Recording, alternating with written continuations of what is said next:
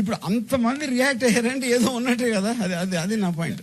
Yeah sir final గా ఒక question sir, Pithapuram అంటే ఏమైనా గుర్తొస్తుందా సార్?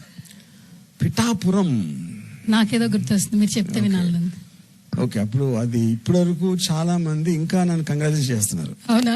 పాలిటిక్స్ నుంచుంటున్నాం అంటారు. ఎందుకంటే వాళ్ళు నా ట్విట్టర్ లో నేను క్లారిఫికేషన్ చూడాల, వాళ్ళు చేస్తే ఎక్కడో ఇనుంటారు. అది మేము కూడా అదే ఫిక్స్ అయిపోతున్నాం సార్. పిఠాపురం అంటే మళ్ళీ నెక్స్ట్ ఏమైనా మీరు ఎప్పుడు ఏ పోస్ట్ పెట్టినా వైరల్ అవుతారు, నెక్స్ట్ పాలిటిక్స్ లో ఏమైనా ఎంట్రన్స్ సడన్ గా వచ్చేస్తారా ఏంటనే ఒక చిన్న అది మాత్రం ఆ బుద్ధితో పని నేను చేయను.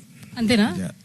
అంటే ఇంకా పిఠాపురం ఆ రోజు నేను అది అనౌన్స్మెంట్ ఇచ్చింది, నాకు ఇరిటేట్ చేయడం ఇష్టం ఎవరో ఒకరిని. అంటే అందరినీ చేసేస్తున్నారు సార్, క్లారిటీ అనేది కొంచెం కన్ఫ్యూజ్ అవుతుంది. నేను ప్రజా ఇప్పుడు ఇంకోటి, ఇప్పుడు ఇక్కడ నేను ఎవరినో ఉద్ధరించడానికి కొత్త టాలెంట్ బయటికి తీయాలి అనే సదుద్దేశంతో చేయట్లా. ఎవరి ఫిల్మ్ వాళ్ళని నేను వాడుకోవడానికే చేస్తున్నా. As a production company this is the nearest thing what people like అనే నా స్వార్థంతో చేస్తున్నా, కానీ ఎవరినో ఉద్ధరించడానికి నాకు ఏ మాత్రం ఉద్దేశం లేదు. అదే కారణంతో నేను ఎప్పుడు రాజకీయాల్లో కూడా వెళ్ళను.